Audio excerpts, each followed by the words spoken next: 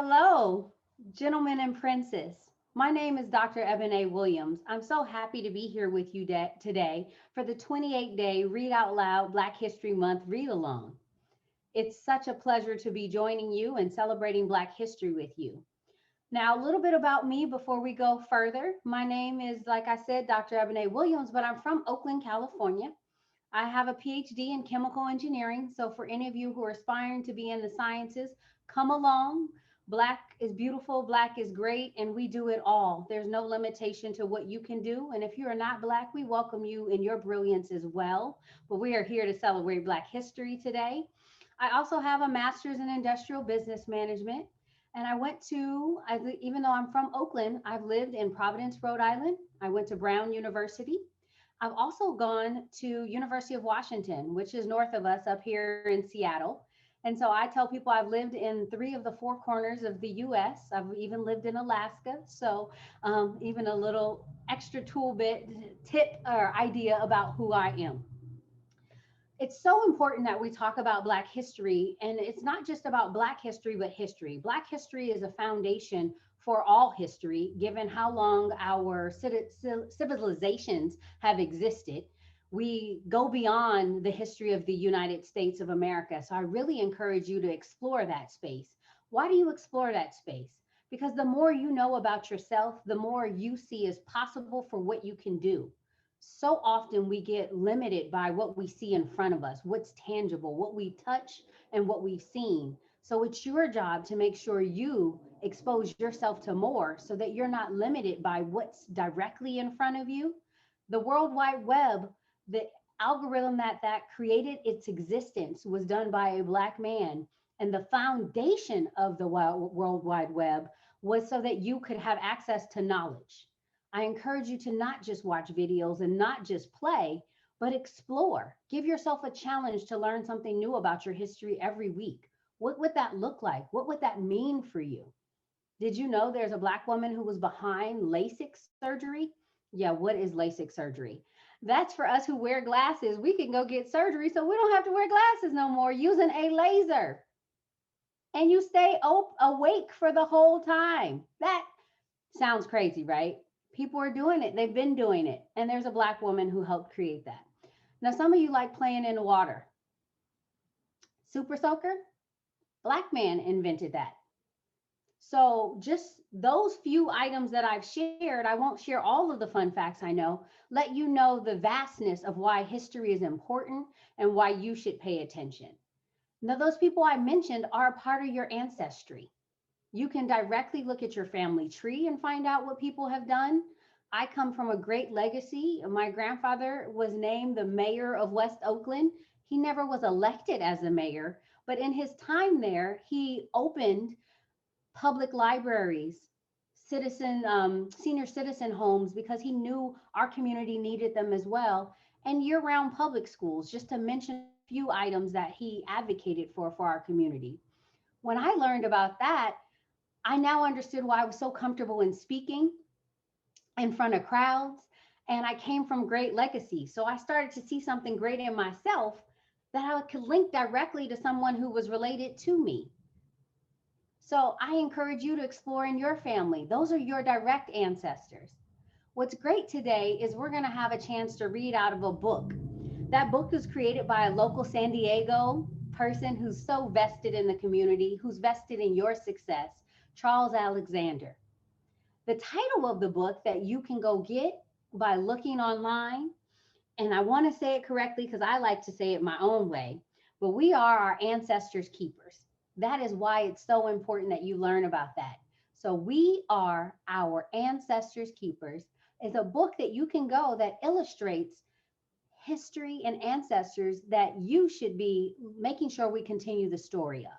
Because a big part of Black history is storytelling. That's how we told stories before we read books. Now, why do we read books? Now, there's a saying that I don't like sharing, but I'm going to share it with you because I think you'll learn something from it. If you want to hide it from a Black person, put it in a book. That is an offensive, rude saying. And it has been disproven so much because we read. We love reading. We have tons of books. We write books. We write poems, we write movies. By reading, you increase your vocabulary and your ability to advocate for yourself, be able to clearly articulate your ideas so that others can join you in your mission to change the world and impact in the way that you were uniquely created to impact the world. You see the world differently because you're supposed to. And I don't care what your religious background is, you are here for a purpose. And by fulfilling that purpose, you will make the world better. And so you are supposed to see something a little unique and a little different because that's what makes you an individual. Now, your ability to read and write is your ability to share with others so they can see how they can connect into your idea and join in with that fun in that space.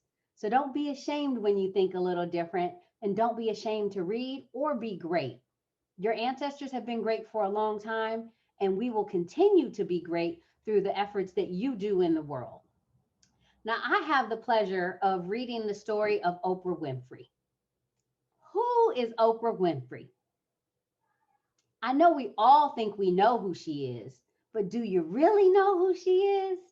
Have you even thought about what experiences did this person have to have in order to be who they are? How does that work? I'm going to tell the story and read it from the book because I don't want to tell you my version. But we have heard that name and think about what comes to mind. Listen for what you already know, but what's more exciting to listen what you didn't know or what might excite you to explore something new. Be sure to engage while we listen to this. And if you have the book, you can read along with me. I promise to follow the words on the page. I am someone who likes to be a little creative.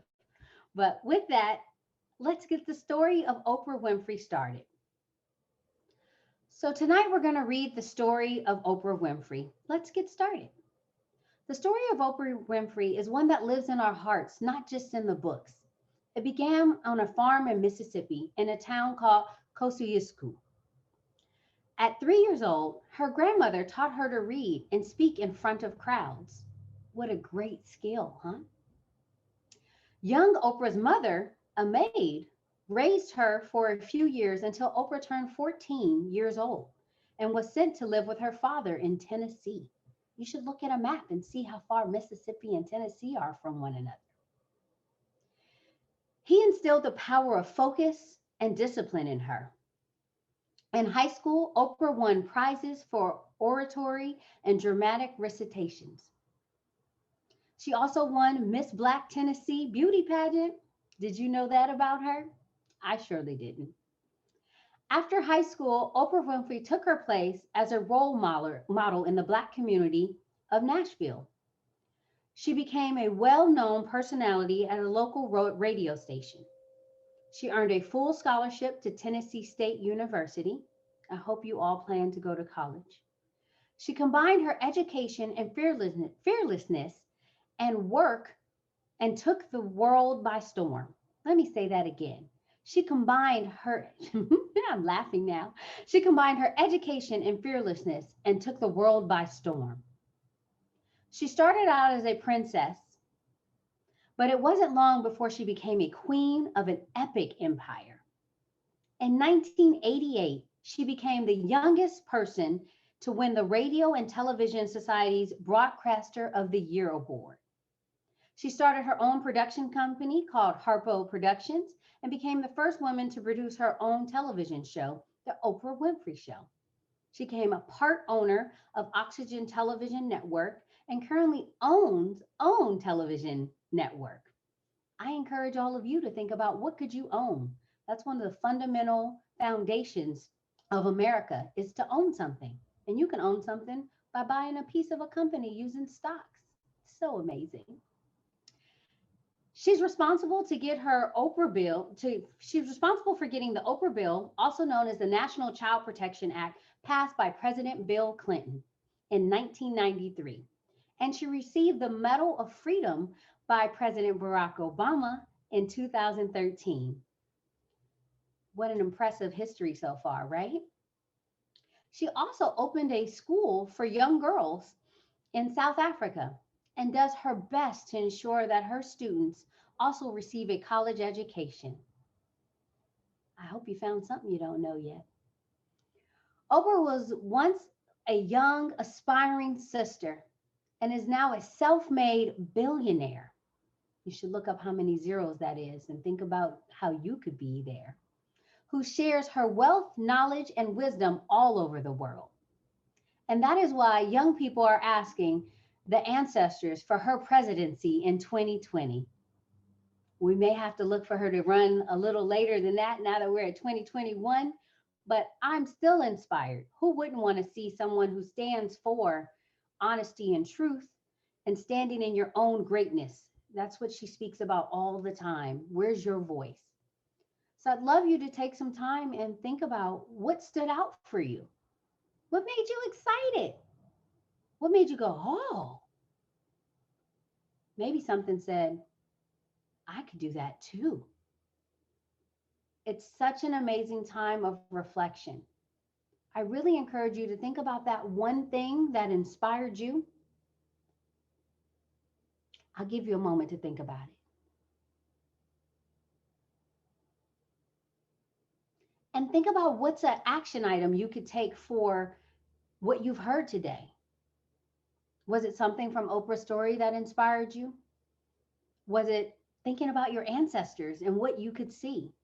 Whatever came to mind is possible only through your acts. So be in action, explore, read, ask questions, be inquisitive, find your voice, find your superpower, and the world is going to be better because of your efforts. I appreciate you for listening to this and spending some time. I'm honored. I thank the ancestors. I thank author Charles Alexander and all of the other production people who are behind the scenes to make this happen, all the other beautiful readers that have happened in this 28-day read along for Black History Month. It's just a beautiful thing. History is a year round, lifelong endeavor. Explore, learn, and make your mark on the world. You're here for a purpose, and we need you. Thank you.